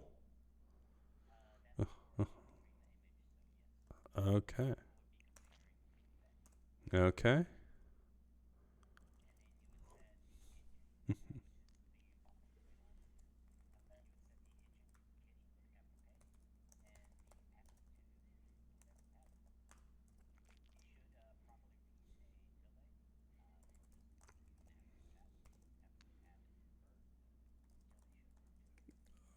Oh, I know exactly what to do.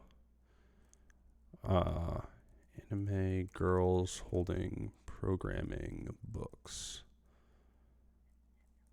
Git clone github.com cat milk / anime girls holding programming books.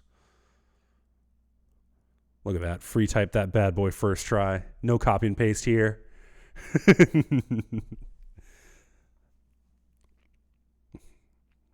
And of course, this repository is just full of PNGs. So of course, it takes forever to clone, and I'm on Wi-Fi and not plugged into the thing. I was not ready for a live demo. I got to be honest. There we go. Now it's receiving the objects. Post haste. Mm-hmm. Yeah. You know, exactly. So then we will cd. Let's do Rust. Yeah,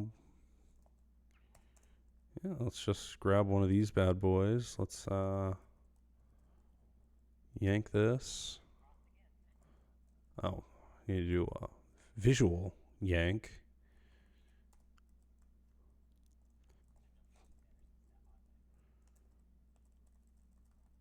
Sure, why not? Well, let's see. What's going to be a good one? I don't know any of these anime women. I don't know if you do either. I'm just going to go with a random one. Yeah, it's very good. You wouldn't want to publicly acknowledge that you know any of these. That's a good call.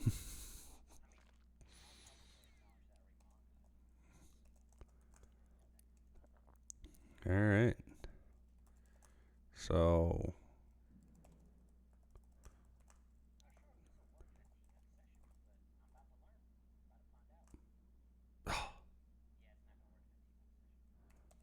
all right, that is no problem. /Hayabusa. Look at that. There we go. Certainly. So I want to know if it works with Alacrity. I know you don't say it will, but let's see. Hayabusa / target release Hayabusa. Oh, Alacrity doesn't do it. Fair enough.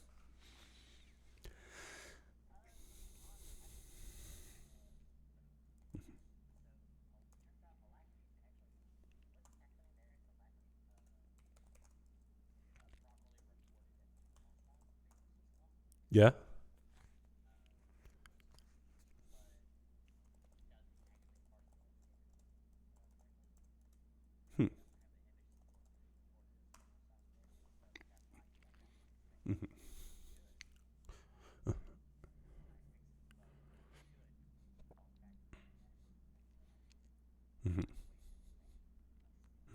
That makes sense.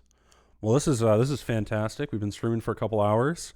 Thank you so much for coming on the stream. I think I will. I think I'll post this bad boy to my main my main channel. This is, I mean, this is great, and it is. It is truly a shame that.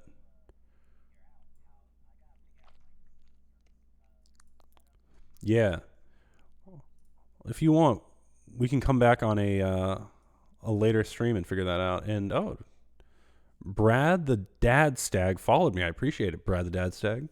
Yeah, we can come back on a later stream if you want me to help with that, or you can do it on your own, or whatever, you know. But this is great work. Um, thanks for coming on the stream, the first one of the what do I call this, the Nate whatever series. Oh, it still says Swift UI work on Pape Changer. That's not what I want. Well, that's no good. I named the entire stream the wrong thing. That could be it. Oops. Oopsie doopsie. Anyway, no, I'll post this on. Yeah, Brad the Dad Stag. Hi, I found you because Prime reacted to one of your articles. Can't wait to get to know you. Absolutely. Glad to see you here. Anyway, yeah, thanks for coming on. This is fantastic. Um, yeah, no problem. Fantastic. And I shall conclude the stream once I find my window. Got to go to the stream ending screen.